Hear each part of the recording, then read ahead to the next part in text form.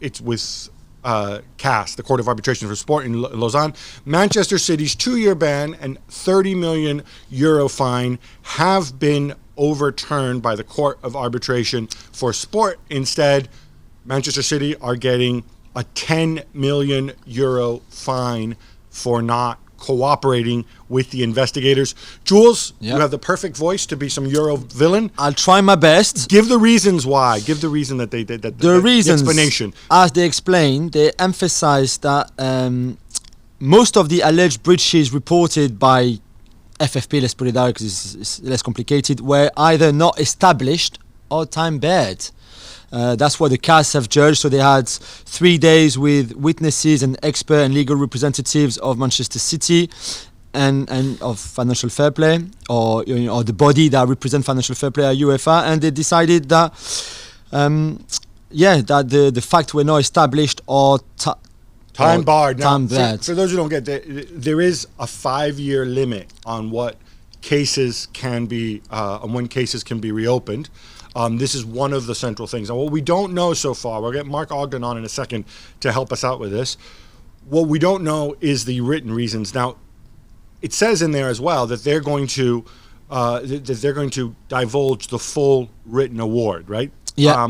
If this is the case, it's going to be in the next couple of days. If this is the case of somebody who's spent time on the CAS website, which actually makes for good reading, it's amazing. All this stuff is on there with a lot of detail. They will go into detail of this, and people will be able to form their own opinions. Understand a bit better why. Yeah, of which one simply were outside the statute of limitations, which then, raises the question of why does UEFA bring a case on stuff that they can't prosecute, and which ones were not proven. So we'll get more detail. But for now, let's bring in Mark Ogden. Augie,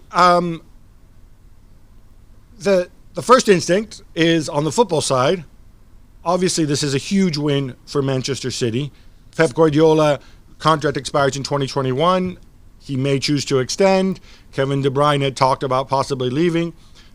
Football-wise, it's all good, right? Yeah, football-wise, it's great. I mean, like you say, Guardiola's future's secure, the players' future's secure, and they're back in the Champions League next season. And they've even got the great opportunity to go in next season as the Champions League winners if they can finish off the job in Lisbon. So, from a football perspective, it's a great day for Man City. And, who can complain if you're on the blue side of Manchester, no matter what the verdict says about time barred or, other things not proven? I don't think anyone will care at City. I really don't. And I think from a football perspective too, it is time to move on, because this now becomes an issue about UEFA's FFP rules and why they pursued it with a 5-year time bar situation.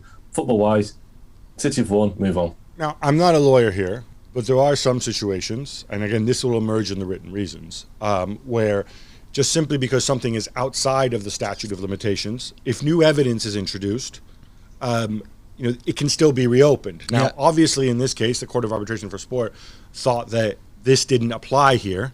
Jules, do you feel that they are fully exonerated and they did nothing wrong?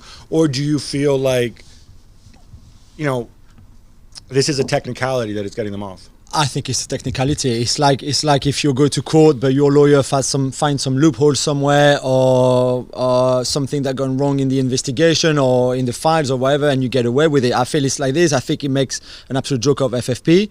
We've seen or we've read some of the Football Leaks email that were leaked by Football Leaks, and it looked quite damning, to be fair, to Man City. And I know they said they didn't cook the books, and they were quite aggressive in their response to the ban and also to what people were saying, and good on them. But the more, for me, the time-barred argument in this statement from CAS makes it all okay. They only got away from it because of that limitation. I'm going to break this down a little bit, because I appreciate the time-barred argument, but when we boil this down, Manchester City were already punished for that period, right?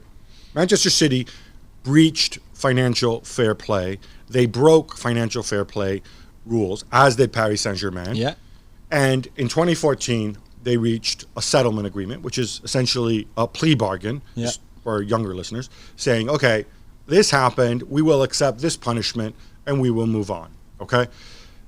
That part is not in question. What this whole case was about was whether their breach in 2014 was even greater, Yeah. whether they misrepresented facts Lied. in 2014, whether they lied to prosecutors or whatever, or not. And the idea is, if they did lie, then we should go back, reopen this monitoring period, and for a stretch, the next monitoring period, and punish them even more. This was UEFA's case. You summed it up really well.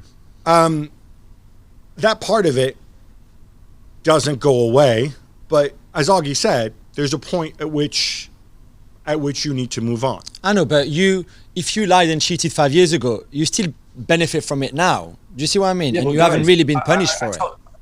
I get you. I agree with all that. But if UEFA statute says there's a 5-year time limit on offences or alleged wrongdoing being punished, then their constitution has held them up against the wall, really, because they can't take it any further. That's the issue. That, you know, legally, a great lawyer will always find the loophole. And if this is the way that Man City got off, the lawyers found the loophole. It's not even a loophole. It's a big gaping hole, isn't it, in UEFA statute, that if you have a 5-year time limit on offences. So I don't understand how UEFA, knowing this, could have gone to CAS with any confidence. They must have realised from the outset that they were going to lose this, because it boils down to legal definition, doesn't it? And that's simply what it is. It's not about right and wrong now. It's legal definition.